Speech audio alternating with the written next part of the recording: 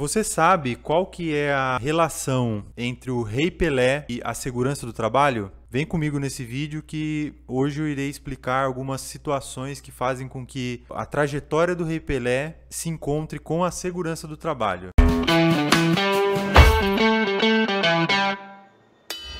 O meu nome é Leandro Ramos Ferraz e eu sou engenheiro de segurança do trabalho. Vim aqui para falar sobre esporte com vocês hoje. Pessoal, não esqueça, deixa o like, ative o sininho das notificações, sigam a gente se você ainda não segue, se você ainda não acompanha o nosso canal, sempre vai ter conteúdo novo. Não esqueça de deixar o seu comentário também. Esse vídeo é uma singela homenagem que nós do Café com Segurança estamos fazendo para o Rei Pelé. Na minha infância, eu fui incentivado pelo meu avô, pelos meus tios a serem santistas. Eu sou santista desde que nasci, praticamente, e eu fiquei bastante comovido, né, com a questão da morte do Rei Pelé, acho que o Brasil inteiro ficou, e eu acabei fazendo uma reflexão a respeito desse tema, né, porque o Rei Pelé, ele acabou fazendo muitas cirurgias, quadril, se não me engano teve na coluna, teve muitos problemas aí na sua vida pregressa. Mas antes da gente iniciar esse assunto, eu gostaria de agradecer a todos vocês que têm acompanhado nossos vídeos. A gente tem visto um retorno muito bacana com relação aos comentários, com relação à visualização, com relação ao tempo que vocês ficam no nosso vídeo. Tudo isso contribui para que a gente faça cada vez mais esse vídeo. Pessoal, qual que é o paralelo que eu quero fazer entre a segurança do trabalho e a vida pregressa do Rei Pelé? Eu gostaria de fazer uma volta lá ao nosso passado.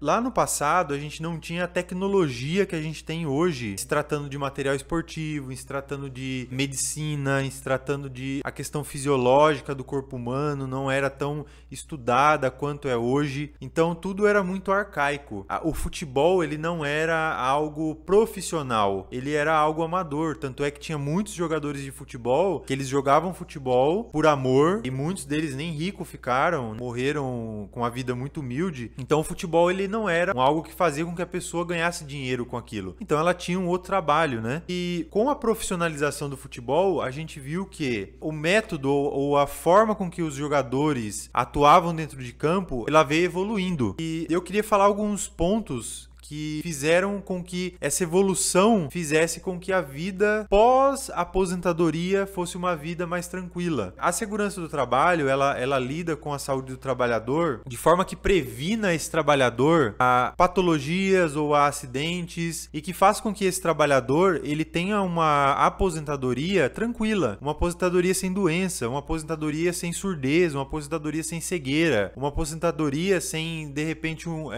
faltando um dedo. Então, o que acontece? Com o avanço da tecnologia, a gente pôde ver a indústria cada vez mais investindo em tecnologia, faz com que o trabalhador tenha mais qualidade de vida. O meu avô, por exemplo, ele era tecelão. Na época dele, nenhum protetor auditivo se entregava para um colaborador. Hoje não. Hoje nós temos, além da entrega dos EPIs, nós temos muitas empresas que já fizeram medidas de engenharia administrativas para redução de ruído, de agentes químicos, vibração e qualquer outro tipo de agente que pode ser causador de uma doença ocupacional. E o que acontecia muito com esses jogadores de futebol, voltando àquele paralelo nosso? Eles jogavam bola durante um tempo e por não ter um acompanhamento da saúde ou um monitoramento da saúde dele, com pouquíssimo tempo como sendo jogador, eles acabavam se lesionando, tendo problemas de pubis, quadril, muscular, e aí se aposentavam muito cedo, até mais cedo que se aposenta hoje. E hoje a gente vê que existem jogadores com 40, 42 anos que estão em alta performance total. Aí eu levantei alguns pontos aqui que seriam interessantes a gente listar. Primeiro ponto, a chuteira da época do Pelé, ela pesava 500 gramas. Molhada essa chuteira pesa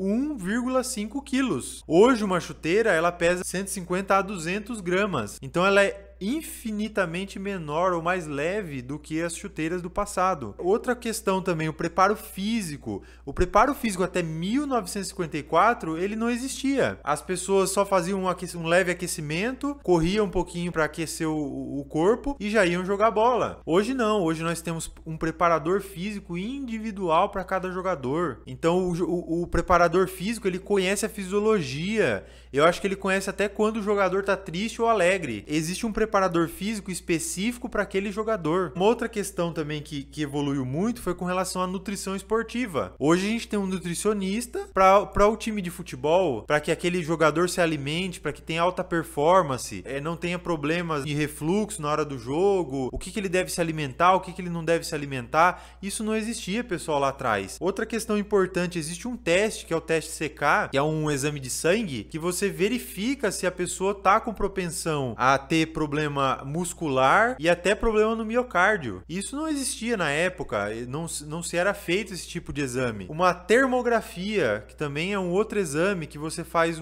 como se fosse uma tomografia do corpo e você consegue verificar se existe alguma lesão ou uma possível lesão no futuro desse grupo muscular. Então você vê, pessoal, o quão evoluiu a medicina para que o jogador ou o trabalhador esteja em alta performance ou evite lesões, ou evite problemas futuros. Isso não existia lá atrás. E aí o que acontecia? Os jogadores acabavam se aposentando precocemente, se aposentavam com muitos problemas musculares, vasculares, problemas de coluna. Aí a gente pode citar N fatores aí que podem fazer com que isso ocorra. Pessoal, tem também uma esteira hoje em dia, para vocês terem uma ideia, que o jogador corre nessa esteira e ela verifica se a corrida desse jogador ela está sendo feita de forma correta, se não pode causar uma lesão futura nesse jogador. Então você vê quanta tecnologia está sendo empregada para a saúde desse jogador. É óbvio, pessoal, que